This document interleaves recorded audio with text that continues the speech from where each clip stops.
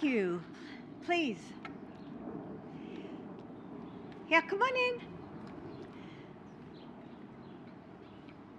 Boy, we were blessed with this day, weren't we? Wow. So have any of you ever walked through a museum and wanted to touch one of the displays? Come on, be honest. Okay. Have you ever heard a recording from years ago and suddenly it feels like you're in that room, like the present and the past are coming together? Have you ever seen a picture of someone famous and it's helped you to understand that person a little bit better? Good. Okay, I'm sure as you came to the tour, you might have seen people you hopefully recognized. So that's what I had in mind when creating this updated White House tour. And today, with you, we are unveiling a reimagined White House tour experience. So thank you for joining me, and welcome to the White House.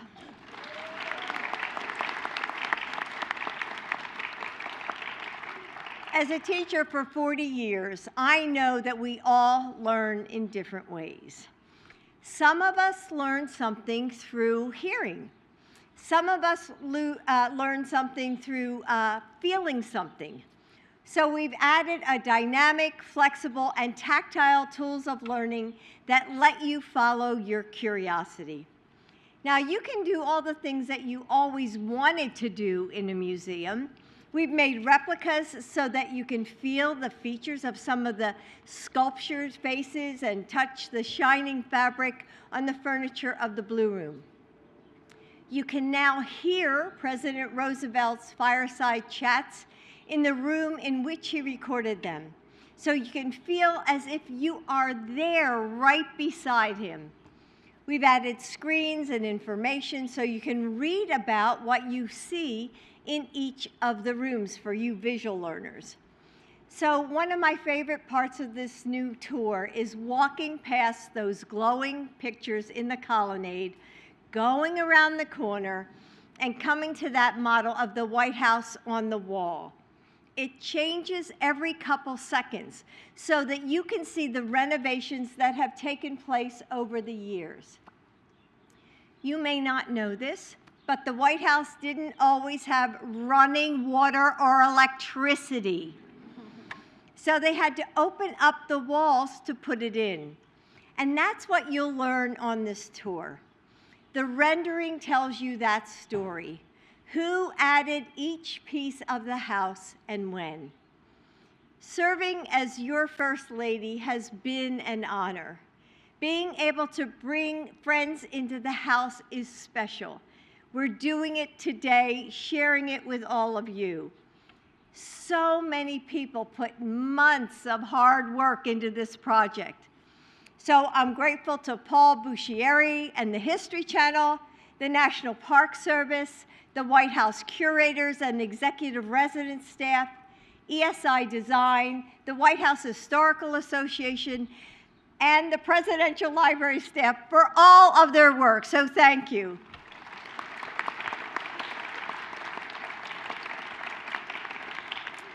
To preserve our history, we must teach it. We learn from the wisdom of the past and weave it into our future. And as you walk through this house, I hope you'll feel the history here. It's your history, and it lives in each of you, connecting you to those who have walked before you and to each other. One of the things that makes this house so special is that it belongs to you, the American people. And as your First Lady, it's been a privilege to share it with all of you and keep opening the doors wider and wider. Thank you. Like the Grand Canyon of Yosemite, our White House is a national park. And I'm grateful to the National Park Service who work so hard to preserve it, to protect it for all of you. They help make sure that the White House is a place where you can be inspired and learn. So please help me welcome National Park Service Director Chuck Sams.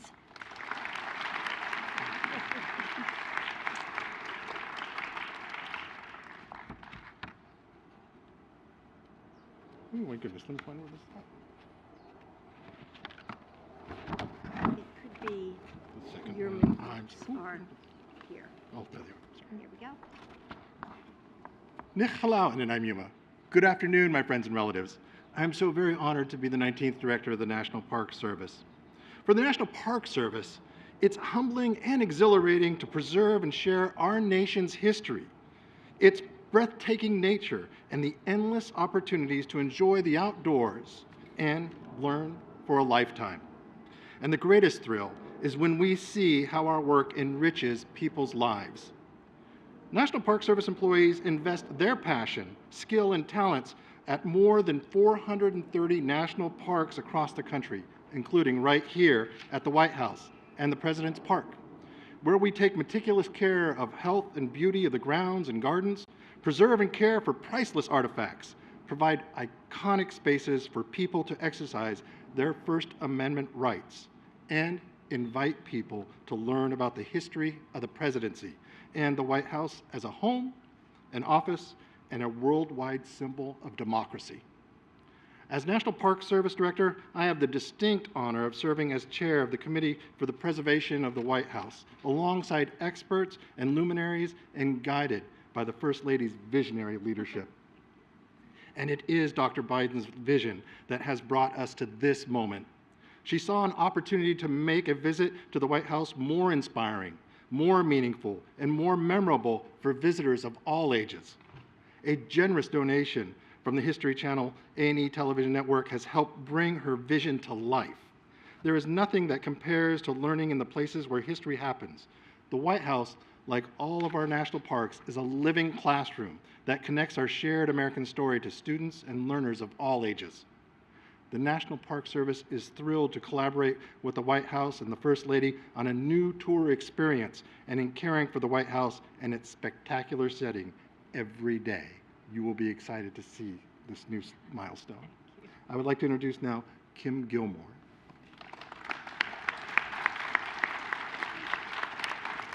Thank you, Director Sams. I'm honored today to be here on behalf of the History Channel for the unveiling of the new enhanced White House tour experience. Dr. Biden, as First Lady and throughout your life dedicated to public service and education, you have inspired generations of people to embrace a love of learning and remember that all of us always have more to learn about our history.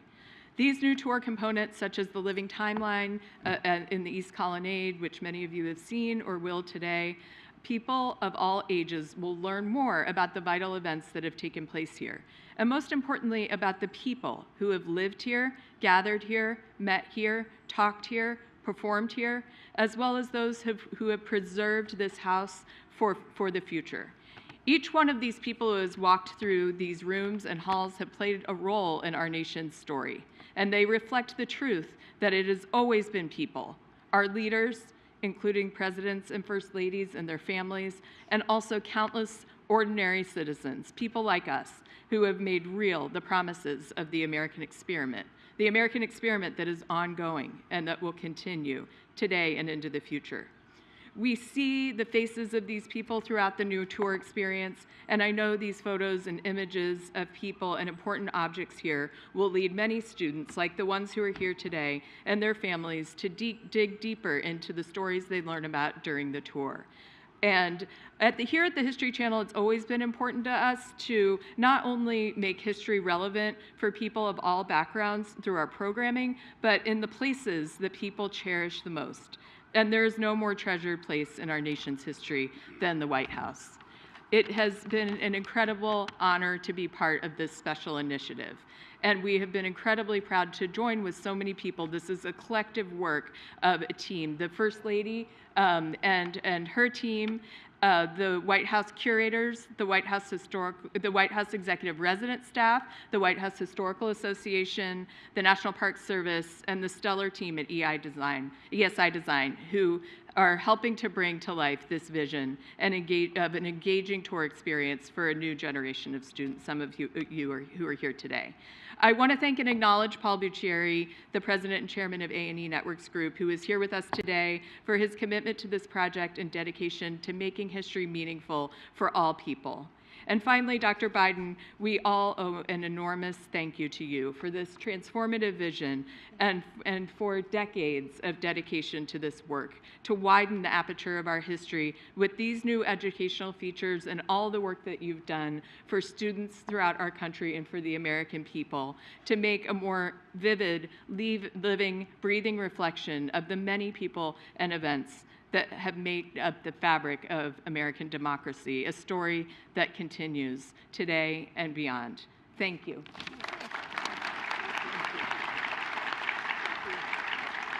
And now it's my pleasure to introduce Stuart McLaurin, the president of the White House Historical Association.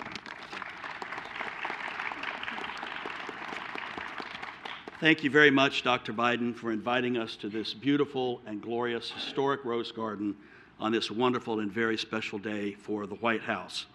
It's truly a great honor to gather with you here to celebrate the unveiling of this wonderfully enhanced White House tour experience. Since our founding in 1961 by First Lady Jacqueline Kennedy, the White House Historical Association has been privileged to work with 12 presidencies to share the rich and complex stories of this beautiful home. We, like you, Dr. Biden, and others gathered here, are committed to telling the full story of the White House, from the lives of the enslaved workers who, just across the street from where we are now in Lafayette Park, worked to build this house, the enslaved workers who lived under this roof to support our early presidents, the amazing and wonderful executive resident staff that worked day in and day out to maintain this symbol of American democracy for those who live here, work here, visit here, and view it from around the world. And of course, to our President and First Lady for taking care of this space and interpreting this space for all who have the opportunity to visit. You know, White House history is not always easy. There are true moments of great joy, such as the weddings that have been held in this very special rose garden, but there are also very challenging moments, and it's our responsibility to tell them all.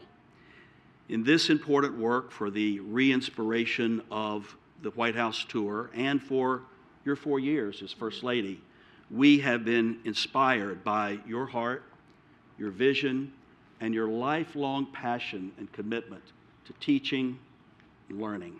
So thank you very much for that. Thanks, Stuart. Dr. Biden's leadership has guided this project as we have worked collaboratively with her wonderful, really terrific staff, the History Channel, ESI, the National Park Service, Presidential Libraries, and all who have had a hand in making this possible. I'd especially like to recognize my White House Historical Association colleague, Dr. Matthew Costello, and his staff at our David M. Rubenstein National Center for White House History for working day in and day out to ensure that the historical accuracy of the narrative was in place, and to also engage images from our digital library, which is available to the public and is a treasure trove of images from throughout White House history. So, Dr. Biden, in thanking you for your leadership, I want to acknowledge and recognize and praise that now every single person who will take this tour of the White House will have a deeper understanding of the remarkable building and its role in White House history. We all know that this is more than a home, more than an office, more than a ceremonial stage, more than a museum. This is a living symbol of American history, and what you have done to enhance this tour makes it more so. Thank you very much. And now it's my honor to welcome Alicia Butler, who was the Gilder Lehrman 2019 National Teacher of the Year and also the DAR Teacher of the Year, and is currently a teacher in the DC Public Schools. And it's so wonderful to see these Generation A students right here on the front row, Alicia, much like your students, I'm sure. So welcome. Thank you.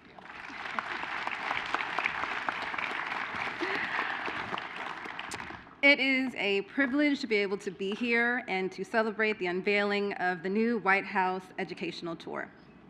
I'm a native of Hallandale, Florida, and growing up in South Florida, you find yourself in your mind as far south as you can get in the United States. It feels like it takes forever to travel to another state. As a child, I used to feel that I had as strong as a chance to travel to Washington, D.C. to see the White House as I did to travel to Egypt to see the Great Pyramids. In the 8th grade, my school organized an end-of-the-year trip to Washington, D.C., but it was too costly for the majority of students that looked like me. So when I moved to D.C. 15 years ago, I jumped at every opportunity to travel to the White House. And when the chance presented itself to take my students for a White House tour, I quickly jumped at the opportunity. As a history teacher, I was so excited for my students to have the experience I never had at their age, and was amazed that many of them, although born and raised in this city, had never visited the White House, or even knew that it was a possibility, despite the fact that some were 4th and 5th generation Washingtonians. The day of the tour, my students were so enthusiastic. But when they got there, I could see some of that elation dissipate during the tour, as they were quickly ushered from room to room, along an experience that mostly highlighted the antique furniture and paintings. There was no acknowledgement of the fact that the very people that built the hallways they were walking down looked like many of my students, came from similar backgrounds, and in some cases might have very well been their ancestors. There were no discussions of the conversations that were had in the rooms in which they weren't allowed. How much more meaningful would it have been if, for my students, many who reside in Southeast DC, to learn how Frederick Douglass, a treasured resident of Southeast, met with President Lincoln here demanding that he abolish slavery and allow Black men the right to fight for their freedom in the Civil War. Imagine how my students would have felt knowing about the protests that took place right outside the White House by women who refused to accept anything less than their right to vote and to be heard. Or, if inspired by their tour, they could learn that students not much older than they staged an actual sit-in during a White House tour under the Johnson administration to protest the violence that were taking place against activists in Selma, Alabama in 1965.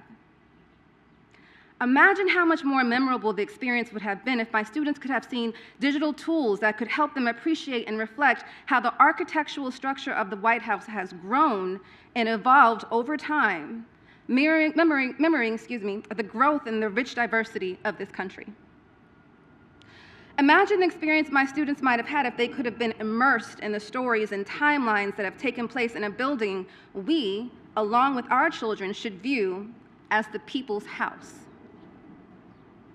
As a teacher, I really feel that this new White House tour accomplishes that and provides that experience for our students.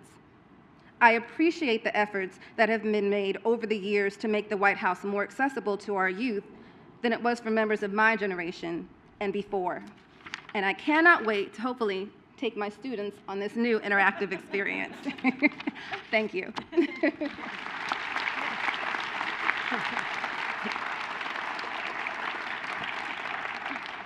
Thank you, Alicia. Teaching isn't just a job, it's a calling.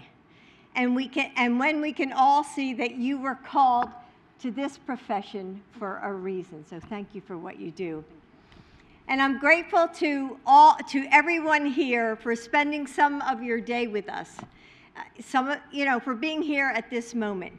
And after you leave here, keep telling the world what you learned here today. Keep exploring new parts of our history. Keep that wisdom with you as you shape the future of our nation.